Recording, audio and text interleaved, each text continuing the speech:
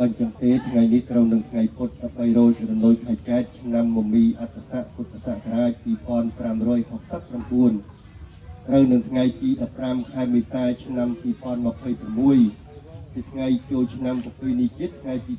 2ហើយកូនចៅប្រុសស្រីរបស់អ្នកគ្រូសងក៏បាននឹងមូលមតិគ្នានិមន្តព្រះសង្ឃដើម្បីបាំងស្គលឧទ្ទិសកុសលផលបុណ្យជូនទៅដល់បុព្វការីជនមានមេត្តាដោយតែជាដូនជាតាញាតិកាទាំង7សន្តានដែលអស់លោកលោកកាយជំនឿខណ្ឌទៅកាន់ប្រាក់លោកខាងមុខ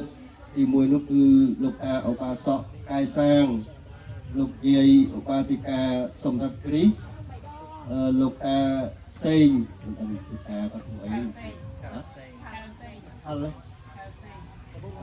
លោកតាឆលសេង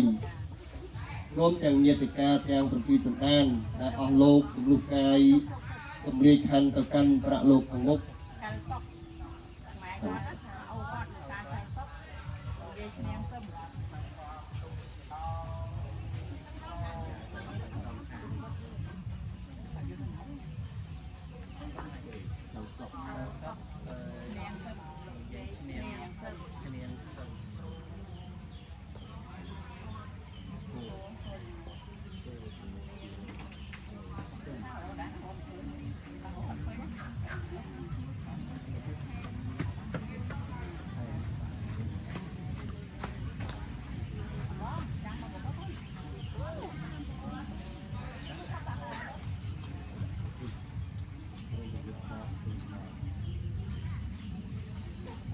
បាទគឺ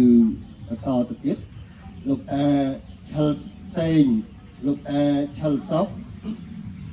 លោកយាយនាងសឹមហេងសុវណ្ណខេមសុវណ្ណគិរីព្រមទាំងញាតិកាទាំង7សន្តានដែលអស់លោកកាយទម្លាយខណ្ឌទៅកាន់លោក